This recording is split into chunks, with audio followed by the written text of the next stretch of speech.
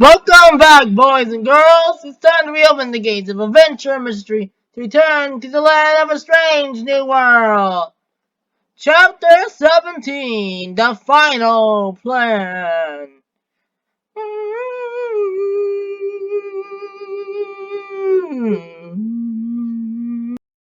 As me and Celeste traveled through the newly grown forest, a few goblins were playing on an icy slide.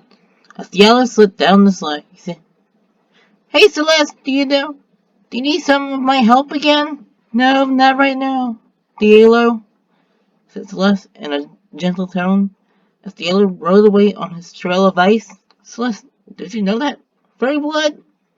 asked as the red-eyed calico cat appeared in the trees once more. "Well, not exactly, but it did meet his friends." "Mom," said Celeste, as a young white-haired woman emerged from the nearby river. "Oh, Celeste, you didn't tell me that your brother was a legendary King Sai!" exclaimed the young woman as the river rippled behind her. "Excuse me, Aqua? Why didn't you tell me you was a king?" blurted Celeste as Aqua slowed the river down with just one opened hand. "Well, Celeste, that was 70 years ago in this world, at least," I stated as I was trying to avoid the wrathful glare of the mini stiff. As Prince Ivy stumbled down the dirt path. "Yes. Young ladies, can I speak to Sai in private for a bit?" "Well, why not add more secrets to the pile?" voiced Les in a sarcastic tone, as me and Ivy walked into the ivory tower. As we both entered the tower, the broken white tiara stood on the central podium. "Ivius, what do you want to talk about?" I asked, not really knowing why he had a panic face on. "Let me show you instead," stated Ivius, as the gems flew off the tiara, surrounding us both with white mist. So white mist showed the twin heirs playing in the castle's courtyard. One of the boys asked, "Ivius, have you ever wondered what happened to Dad?" "No, Mavlis. I never thought about where Dad went to," said the young Ivius. The boys continued to play with their marbles. "I know where your dad is at, boys," said the presence of cruelty himself. "So you know what happened to Dad?" screamed young Malvis as the ageless warlock grabbed 3 marbles from the ground. "Okay, your dad comes from the nether world, a world of science!" shouted Roberto as he disappeared into a cloud of purple smoke. As Lord came outside with a bat of scone, young Malvis growled, "Why didn't you tell me Dad came from another world?" "Please stop, Malvis. Mom had a reason to keep the secret from us," said the young Ivius as he protected his mom from the hurling marbles. "Excuses, Ivius. There is no reason to keep secrets from family," yelled Malvis as he disappeared in a cloud of purple smoke as the mist parted ways and the gems fell onto the floor. Ivius said, "Well, father, you now have to fight one of your own sons." "Wait, Sai? You have made one of your own kids evil?" questioned Celeste as he stood just outside the door. "Well, Celeste, it's more complicated than that."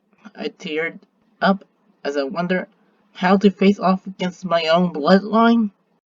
As we passed by the Golden Heart treehouse, the cave that's been sold up twice, we finally made it to the Hometon Kingdom.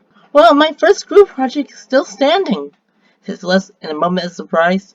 She stood on the wooden bridge to the town. As Reese was outside with the spellbook near her, she shouted, "Terrestrial!" As her hand glowed red, she screamed. She slammed her fist on the ground, which caused a huge shockwave to shatter all the windows around her. As me and Celeste struggled to stand, I asked, "Hey Reese, is Robert up yet?" "He's inside with Miss Sifling," replied Reese as he picked up the spellbook. As we all walked inside the house, Robert had a long face on him. "Say, the portal back home is gone," panicked Robert as a rock was thrown through the already broken window. As we all ran out the door, the child forms of Kel and Kyle laughed weakly. "Ah, stop. This has to stop," demands Miss Sifling. A strands of white light wraps around her hand as she says, "Revillage!" The white mass shattered into dust, which turns Kel and Kyle back into their twin imps. You will pay for that, old lady, said the imp versions of Kyle as he pounces with his brother. Hey, creeps! Take on someone your own age, said enough set of Kale and Kyle.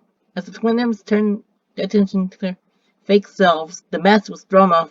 As the fakes turned into Alban Fu, the twin imps chased after the two fairy bloods. As me and Celeste grabbed some marbles, we both shouted, Silius! As we threw the marbles at the pillars, an explosion of rubble blocked the twins. As the yellow rushed out of his house to see all the commotion, Alban Fu stood back up from the rubble. As Kel and Kyle emerged from the rubble, Alb commands, Do your best move, boys! As the yellow and Fu collided their ice and fire powers together, it made a thick mess that covers the Hunting Kingdom. As Reese shouted, Terrestrial! All the buildings crumbled around her. As all the dust settled, Kel and Kyle was gone. Well, this is gonna take a while to rebuild, exclaimed Miss Sibling, as Alp and the other fairy bloods climbed over the rubble. As an owl landed in front of us, Sandra confronted. Sandra, comfort. Come on, Mom. Me and the other fairy bloods can build as much as we can destroy. As Andrew shifted back into a young lady, all the fairy bloods got ready to work in the setting sun.